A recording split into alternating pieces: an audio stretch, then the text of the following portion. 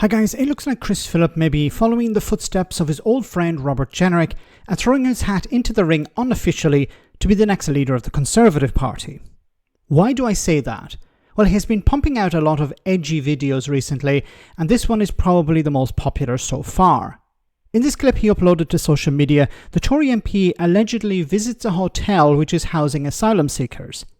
But there's an added twist that a lot of the bicycles outside are for delivery services.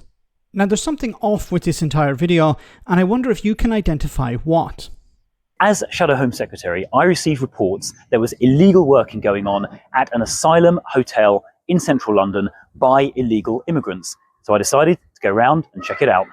So we're at the hotel here. You can see there's a lot of Just Eat bikes here, a lot of Deliveroo bikes, loads of them, 1, 2, 3, 4, 5, 6, loads and loads of these bikes here. They look as if they're being used for delivery company work. Uber Eats, I can see an Uber Eats bike over there as well. Lots and lots of these bikes here. So let's try and find out a bit more about what's going on. What's going on with you guys here? It's an asylum hotel. You guys have arrived here. I'm Chris. I'm a member of Parliament, just interested in finding and learning a little more about what the story is here. No worries. How long have you guys been here for? Little English. Whereabouts are you from? From Yemen. Yemen. You're from Yemen. Okay. And did you get here by boat? No English. No English? It sounds pretty good. What about you? Did you come here by boat? My name's Chris. I'm a member of Parliament here.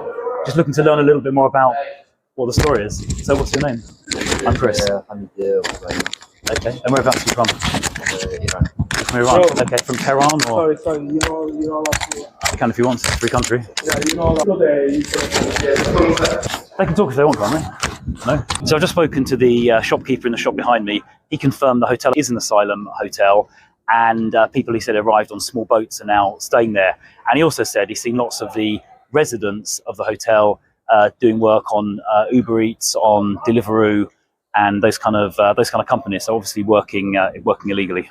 So I'm back in Parliament now after visiting that asylum hotel last Friday.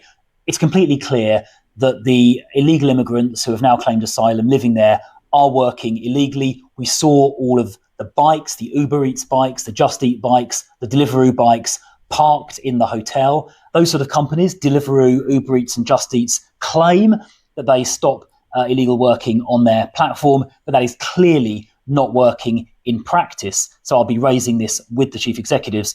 But most seriously of all, the Home Office run that hotel. The Home Secretary, Yvette Cooper, claims to be cracking down on illegal working, yet what I saw was illegal working happening from one of the very hotel sites that Yvette Cooper is responsible for running. She is presiding directly over illegal working on sites that she is funding with our money, with taxpayers' money. So I'll be raising that with Yvette Cooper as well.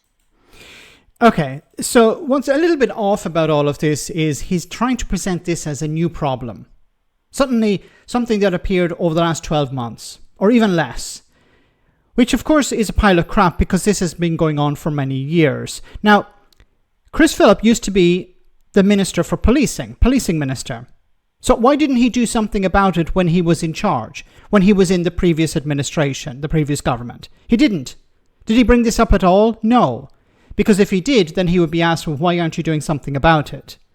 So instead, he's trying to use it as a tool to convince people that he should be probably the leader of the Conservative Party, or that his party is doing something. They're standing up to the government, they're holding the government to account, they're challenging the government on these issues.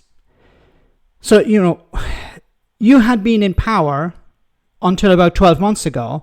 Why didn't you do something about it? Now, back to the main point here, of course, is why are these people doing this? Why are these asylum seekers, and he, of course, described them as illegal migrants, why are these asylum seekers doing this? Why are they working? Because they're not supposed to be working. Under the conditions of their asylum claim, they're not allowed to work. Well, they're probably doing it because there are jobs available. These companies are paying very low wages. British people don't want to do these jobs. These jobs have to be filled. So they're relying on asylum seekers or anyone to come up and to put themselves forward and do these jobs. So the problem isn't just the asylum seekers who are not following the rules. It's not just that these companies are offering these jobs. It's also that maybe the pay is too low.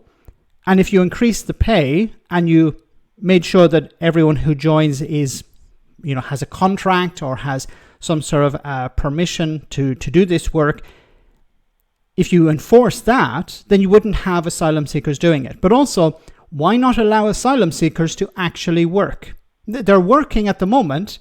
They're doing it through the black economy. Wouldn't it make more sense for them to be working legally, paying their taxes, having the protections that a normal worker has?